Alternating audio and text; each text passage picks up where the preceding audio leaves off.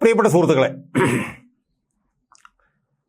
Hema committee റിപ്പോർട്ടുമായി ബന്ധപ്പെട്ടുകൊണ്ട് 2024 September 10 Kerala ഹൈക്കോടതിയിൽ നിന്ന് ചരിത്രപ്രധാനമായ ഒരു വിധി ഉത്ഭവിക്കുകയുണ്ടായി. അത് doctor justice A K Jayasankaran നമ്പ്യാരും ജസ്റ്റിസ് CS സുധയും അടങ്ങുന്ന ഡിവിഷൻ ബെഞ്ചാണ് ചരിത്രപ്രധാനമായ വിപ്ലവകരമായ ഈ വിധി പ്രഖ്യാപിച്ചത്. ആ വിധിയെ വിപ്ലവകരമെന്നും ചരിത്രപ്രധാനമെന്നും ഞാൻ വിശേഷിപ്പിക്കാൻ കാരണം ആ വിധി ഉണ്ടാക്കുന്ന പ്രത്യാഘാതങ്ങൾ എന്താണ് എന്നുള്ളത് കേരളത്തിൽ ചർച്ച ചെയ്യപ്പെട്ടിട്ടേയില്ല എന്നുള്ളത് കൊണ്ടാണ്. ഈ ഡിവിഷൻ ബെഞ്ചിന് ഒരു പ്രത്യേകതയുണ്ട്. ഈ ഡോക്ടർ ജയശങ്കരൻ നമ്പ്യാരും CS സുധയും അടങ്ങുന്ന ഡിവിഷൻ ബെഞ്ചായിരിക്കും ഇനി ഹേമ കമ്മിറ്റിയുമായി ബന്ധപ്പെട്ടുകൊണ്ട് എല്ലാ കേസുകളും പരിഗണിക്കുക എന്നാണ് അറിയാൻ കഴിയുന്നത്. ആ ഡിവിഷൻ ബെഞ്ചിൽ നിന്ന് ഇറങ്ങിയിട്ടുള്ള ചരിത്രപരമായ അല്ലെങ്കിൽ വിപ്ലവകരമായ വിധിന്യായം സൂചിപ്പിക്കുന്നത് ഈ ഡിവിഷൻ ബെഞ്ച് ഈ വിധിന്യായത്തിൻ്റെ ലെറ്റർ ആൻഡ് സ്പിരിറ്റിൽ ഭാവിയിൽ കാര്യങ്ങളെ കാണാൻ തയ്യാറായാൽ അതുണ്ടാക്കാൻ പോകുന്നത് വലിയ പ്രത്യാഘാതമായിരിക്കുമെന്നും സിനിമാ വ്യവസായത്തിൽ വലിയ ഗുണപരമായിട്ടുള്ള മാറ്റങ്ങൾക്ക് അത് കാരണമാകും എന്നുമാണ് എനിക്ക് ആമുഖമായി സൂചിപ്പിക്കാനുള്ളത്. സുഹൃത്തുക്കളെ, നമുക്ക് ഓർമ്മയുണ്ടാവുമല്ലോ, ഓഗസ്റ്റ് 19 ഹേമ കമ്മിറ്റി റിപ്പോർട്ട് പുറത്തു വന്നത്. സിനിമാ മേഖലയിലെ സ്ത്രീകൾ അനുഭവിക്കുന്ന പ്രശ്നങ്ങളെക്കുറിച്ച് പഠിക്കാൻ 2017 സർക്കാർ രൂപീകരിച്ച ആ റിപ്പോർട്ട്, ആ കമ്മിറ്റി 2024 അതിൻ്റെ റിഡാക്റ്റഡ് ഫോം പുറത്തു വന്നത്. അതിൽ ഒരുപാട് ഭാഗങ്ങളെടുത്ത് മാറ്റിയതിന് ശേഷം അത് പുറത്തു വന്നത് 2024. എന്നാൽ 2019 കെ ഹേമയുടെ നേതൃത്വത്തിലുള്ള ആ കമ്മിറ്റി റിപ്പോർട്ട് സമർപ്പിച്ചിരുന്നു. അത് പുറത്തു വരാതിരിക്കാൻ വേണ്ടിയിട്ട് വലിയ ശ്രമങ്ങൾ നടന്നിരുന്നു. ആ ശ്രമങ്ങളെല്ലാം അതിജീവിച്ചുകൊണ്ട് വിവരാവകാശ കമ്മീഷൻ്റെയും കേരള ഹൈക്കോടതിയുടെയും ഒക്കെ സജീവമായിട്ടുള്ള ഇടപെടലുകളുടെ ഭാഗമായിട്ടാണ് അതിൻ്റെ റിഡാക്റ്റഡ് ഫോം ഓഗസ്റ്റ് 19 പുറത്തു വന്നത്. നമുക്കറിയാം, അതിനെ തുടർന്ന് ഏതാണ്ട് 2 ഡസനോളം സ്ത്രീകൾ അവർക്കുണ്ടായിട്ടുള്ള ദുരനുഭവങ്ങൾ പുറത്തു പറഞ്ഞ് അവർ രംഗത്ത് വരികയുണ്ടായി. സുഹൃത്തുക്കളെ, ആ വിധി ആ സ്ത്രീകൾ അങ്ങനെ പുറത്തു വന്നപ്പോൾ സംസ്ഥാന സർക്കാർ ഒരു സ്പെഷ്യൽ ഇൻവെസ്റ്റിഗേഷൻ ടീം രൂപീകരിച്ചു.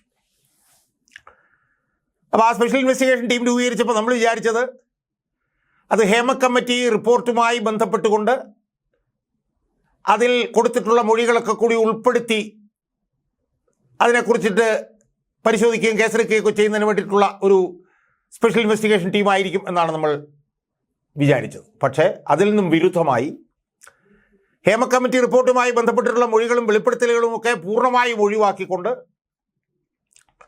ഹേമ കമ്മിറ്റി റിപ്പോർട്ട് പുറത്തു വന്നതിന് ശേഷം സ്ത്രീകൾ നടത്തിയിട്ടുള്ള വെളിപ്പെടുത്തലുകളെക്കുറിച്ച് മാത്രം അന്വേഷിക്കുക എന്നുള്ള ഒരു മാൻഡേറ്റോടു കൂടിയാണ് പിണറായി സർക്കാർ സ്പെഷ്യൽ ഇൻവെസ്റ്റിഗേഷൻ ടീം രൂപീകരിച്ചത് എന്നാണ് നമുക്ക് പിന്നീട് മനസ്സിലാക്കാൻ കഴിയുന്നത്. സ്പർജൻ കുമാർ എന്ന് പറഞ്ഞ IPS ഉദ്യോഗസ്ഥന്റെ നേതൃത്വത്തിലുള്ള ആ 7-അംഗ സമിതിയിൽ സ്പെഷ്യൽ ഇൻവെസ്റ്റിഗേഷൻ ടീമിൽ 3-4 വനിതകളുണ്ടായി. IPS ഉദ്യോഗസ്ഥരായിട്ടുള്ള പൂങ്കുഴലി, പിന്നെ അജിത ബീഗം, അങ്ങനെയൊക്കെയുള്ള 3-4 സ്ത്രീകൾ ഉൾപ്പെടെ 7 പേരുണ്ടായി. അപ്പോൾ അത് ഈ വെളിപ്പെടുത്തൽ നടത്തിയ സ്ത്രീകളുമായി ബന്ധപ്പെട്ടിട്ടുള്ള കേസുകൾ പരിശോധിക്കുന്നതിനും പരിഗണിക്കുന്നതിനും അത് സംബന്ധിച്ച് തുടർ നടപടികൾ എടുക്കുന്നതിനും വേണ്ടി രൂപീകരിച്ചു. ആ കമ്മിറ്റിയിൽ തന്നെ പ്രശ്നങ്ങളുണ്ടായിരുന്നത് ഞാനാണ് ശരിക്കും യഥാർത്ഥത്തിൽ പൊതുമണ്ഡലത്തിൽ പുറത്തു കൊണ്ടുവന്നത്.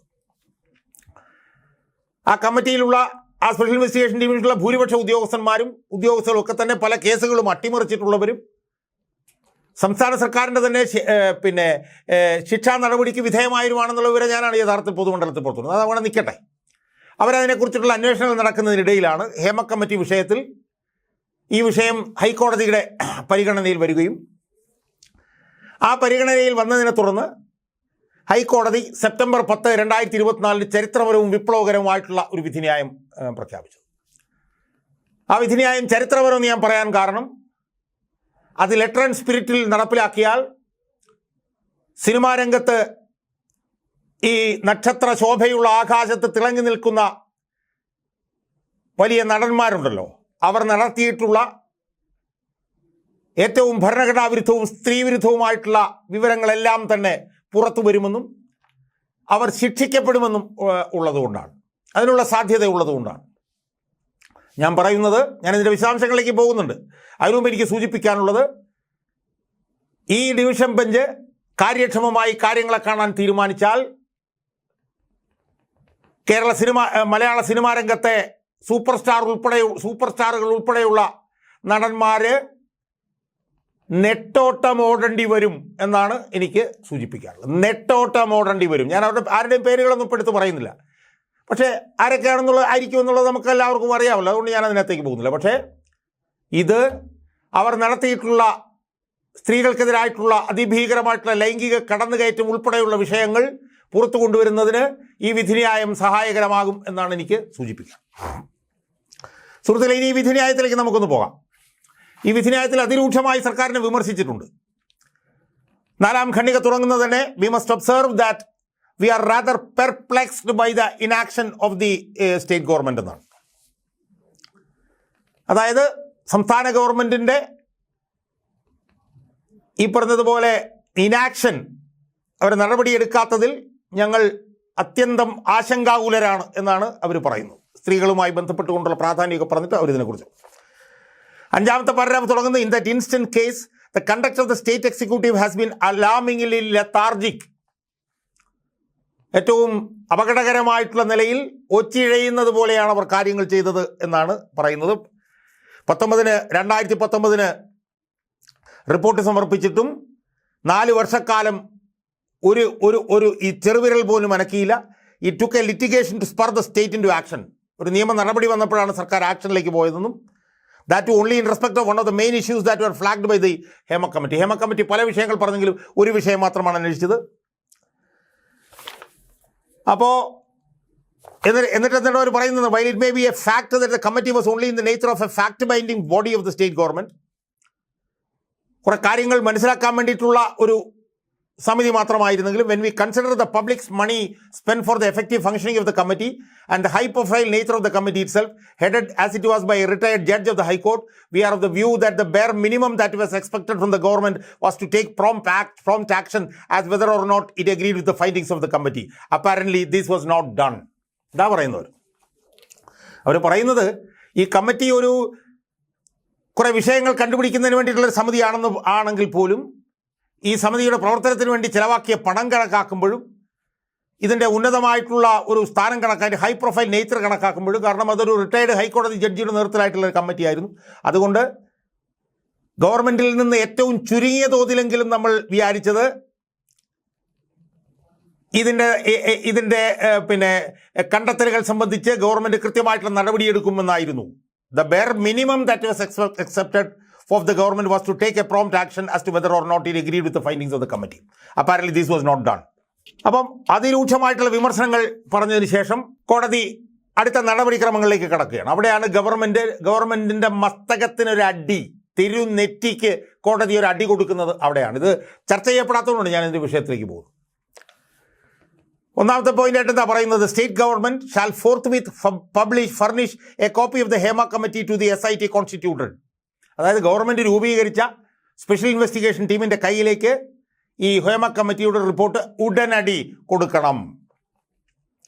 The SIT shall on its part go through the report in its entirety to see whether any offence, cognizable or otherwise, has been made out at the instance of any person and proceed to take suitable action in accordance with law by treating the contents of the report as information for the purpose of setting the law in motion. അപ്പോൾ ഒന്ന്, അവരുടെ കയ്യിലേക്ക് ഇത് ഏൽപ്പിക്കണം. എന്നിട്ട് അവർ report പൂർണ്ണമായിട്ട് പഠിച്ചിട്ട് കുറ്റകൃത്യം ആയി ബന്ധപ്പെട്ടിട്ടുണ്ടോ, അത് ജാമ്യം കിട്ടുന്നതൊക്കെയാണോ എന്നുള്ള കാര്യം ആരെങ്കിലും ചെയ്തിട്ടുണ്ടോ എന്നുള്ളത് പരിശോധിക്കണം. എന്ന് മാത്രമല്ല, അതിനകത്തെ മൊഴികളൊക്കെ വിവരമായി കണക്കാക്കണം, ഇൻഫർമേഷനായി കണക്കാക്കിയിട്ട് നിയമ നടപടികൾ മുന്നോട്ട് കൊണ്ടുപോകണം. എന്ന് പറഞ്ഞാൽ ആ റിപ്പോർട്ട് മൊത്തം ഈ സ്പെഷ്യൽ ഇൻവെസ്റ്റിഗേഷൻ ടീമിൽ കൊടുക്കണം. അവർ ആ റിപ്പോർട്ട് പൂർണ്ണമായി പരിശോധിക്കണം. പരിശോധിച്ച് അതിനകത്ത് ഒഫൻസ് കോഗ്നിസബിളോ അല്ലെങ്കിൽ ഒഫൻസ് ഉണ്ടോ എന്നുള്ളത് നോക്കണം. അതാരാണ് ചെയ്തതെന്ന് നോക്കണം.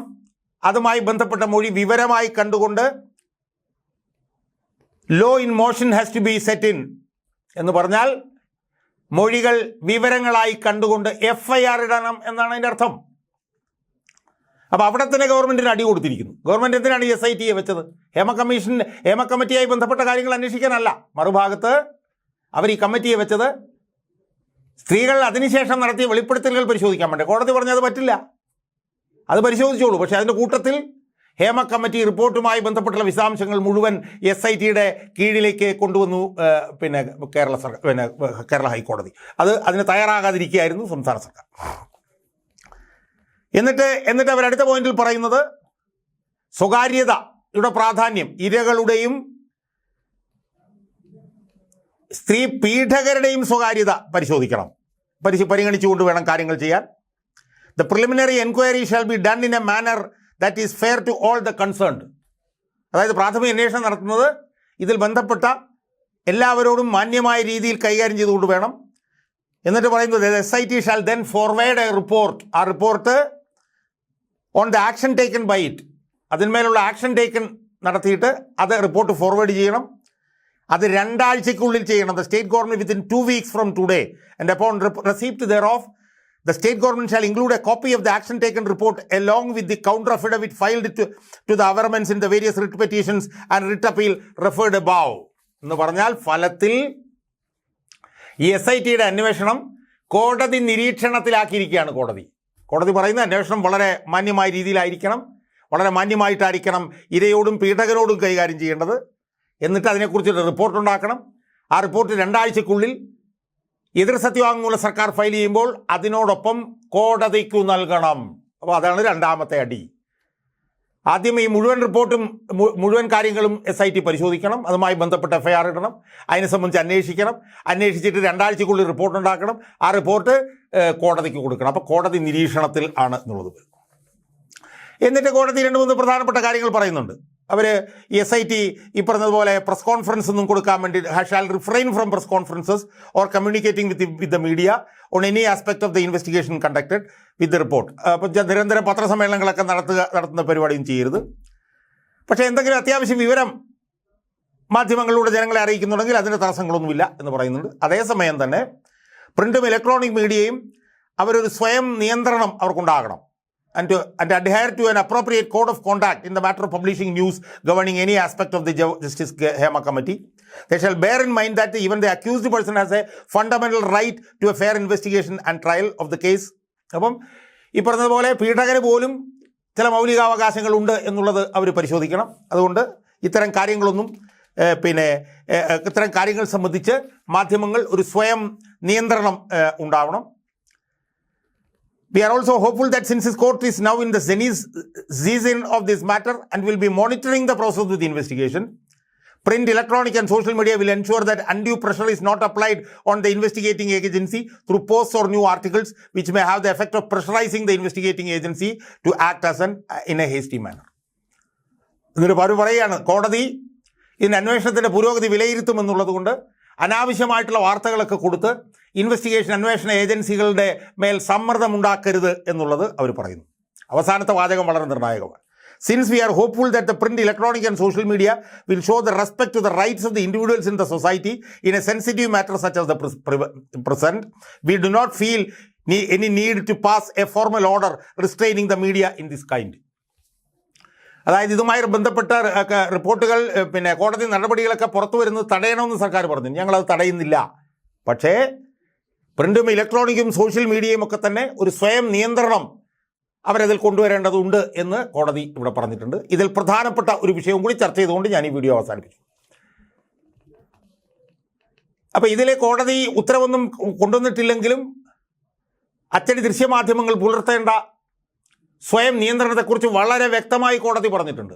ഇരയ്ക്ക് മാത്രമല്ല പ്രതിക്ക് പോലും ചില മൗലികാവകാശങ്ങളുണ്ട്, ഫെയർ ഇൻവെസ്റ്റിഗേഷൻ നടത്തേണ്ടതുണ്ട്. അതുകൊണ്ട് ഇതുമായി ബന്ധപ്പെട്ടൊരു വിവരങ്ങളും നിരുത്തരവാദപരമായി മാധ്യമങ്ങൾ പുറത്തു കൊണ്ടുവരരുത് എന്ന് കോടതി അർത്ഥശങ്കയ്ക്കിടയില്ലാത്ത വിധം പറഞ്ഞിട്ടുണ്ട്. പക്ഷേ കഴിഞ്ഞ ദിവസം എന്താ സംഭവിച്ചത്? റിപ്പോർട്ടർ ചാനൽ എന്ന് പറഞ്ഞാൽ മരം കൊള്ളക്കാരൻ്റെ ആ വാർത്താ ചാനൽ, മുട്ടിൽ മരമുറി കേസിലെ പ്രതികളിലായിട്ടുള്ള അഗസ്റ്റിൻ സഹോദരന്മാരുടെ ആ വാർത്താ ചാനൽ ഹേമ കമ്മിറ്റി റിപ്പോർട്ടിൽ പുറത്തു വരാത്തൊരു മൊഴി പുറത്തു കൊണ്ടുവന്നു. പേരവർ പറഞ്ഞില്ലെങ്കിൽ പോലും ഏത് നടനും ഏത് നടിയുമാണെന്ന് കൃത്യമായ സൂചന ലഭിക്കുന്ന ഒരു മൊഴി അവർ പുറത്തു കൊണ്ടിരിക്കുകയുണ്ടായി. അത് കോടതി അലക്ഷ്യമാണ് എന്ന് ആ മരം കൊള്ളക്കാരുടെ ചാനൽ മനസ്സിലാക്കിക്കൊള്ളണം. അതിനെതിരെ വിമൻ ഇൻ സിനിമ കളക്റ്റീവ് മുഖ്യമന്ത്രിക്ക് പരാതി നൽകിയിട്ടുണ്ട്. അതിന്മേലൊന്നും നടപടി ഉണ്ടാവും എന്നുള്ള സാധ്യതയൊന്നും ഞാൻ കാണുന്നില്ല. പക്ഷേ റിപ്പോർട്ടർ ചാനൽ എന്ന് പറഞ്ഞാൽ മരം കൊള്ളക്കാരുടെ ചാനൽ കഴിഞ്ഞ ദിവസം നടത്തിയിട്ടുള്ള ഹേമ കമ്മിറ്റിയുമായി ബന്ധപ്പെട്ട് നടത്തിയിട്ടുള്ള വെളിപ്പെടുത്തൽ കോടതി അലക്ഷ്യമാണ് എന്നവർ മനസ്സിലാക്കണം എന്നാണ് എനിക്ക് സൂചിപ്പിക്കാനുള്ളത്.